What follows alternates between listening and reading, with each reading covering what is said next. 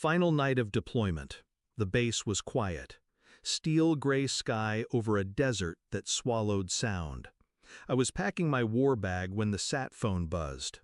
Her voice was small, shaking. "Dad, they took our house." Static. Her breathing. "Mom's new lover says I'll watch them shoot you at the door." A pause, a stifled sob. "They made me wash their dishes." My hand closed around the receiver. "I told them you'd make them regret it," she whispered, but they just laughed. I shut my eyes. Counted my own breaths. "Stay in the bathroom," I said. "Count yours." I signed my discharge papers without ceremony. I was going home. It wasn't the threat that caught me off guard. It was her laughter in the background. Not my daughter's, my wife's. Once, her voice was my anchor.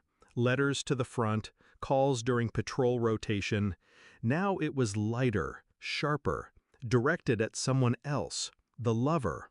A man whose name I didn't know, but whose fingerprints were now all over my life. He was in my house, my kitchen. He had my daughter washing his dishes like a servant, and my wife let it happen.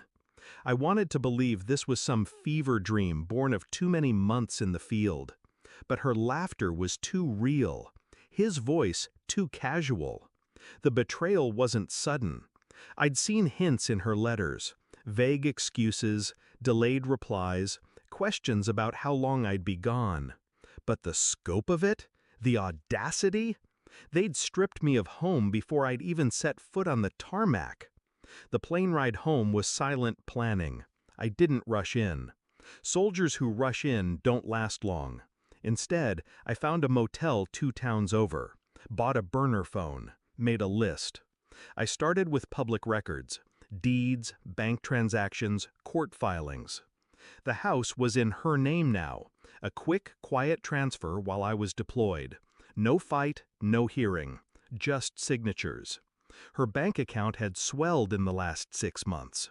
Wire transfers from a limited company tied to a private security contractor. His name appeared on 2 of them. I traced his social media, pictures of my living room, my dog, now wearing his collar, my daughter off to the side, her smile stiff, her eyes dim. Each detail was around in the chamber. I called a lawyer, asked for a title search, a background check, and a copy of any pending protection orders. There it was, a preemptive restraining order request, unsigned but ready. She was planning to lock me out before I arrived. They thought they were ahead.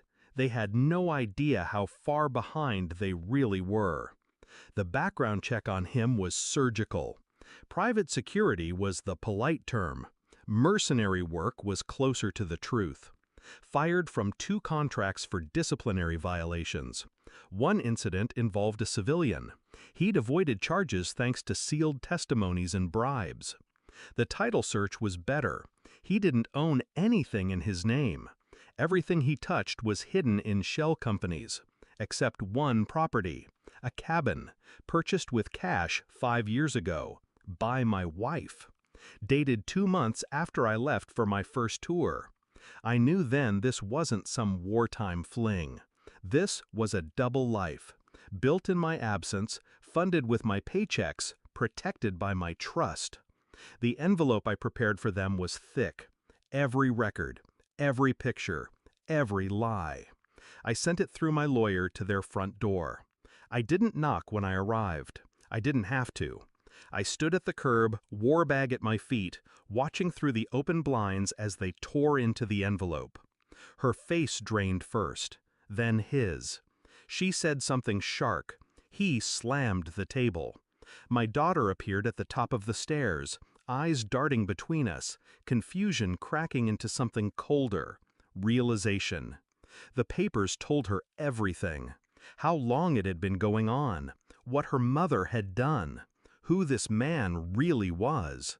Her voice carried through the open window. "You lied to me." I didn't speak, didn't move. The lover stormed out the back door. My wife followed, yelling. My daughter stayed at the window, her hands trembling against the glass. I turned. I walked away. I'm not going back for her. War taught me that not every hostage wants to be rescued. Some grow comfortable in captivity. They will burn each other now, he with his temper, she with her greed. The documents are in more than one set of hands. Their ruin is already in motion. My daughter, she'll choose what to do with the truth. Whether she hates me or understands me is no longer my concern. I fought wars overseas. I've learned to walk away from lost ground. Some homes can't be taken back, only erased. Moral of the story? When betrayal wears the face you once loved, you don't fight to win it back. You fight to bury it so deep it never rises again.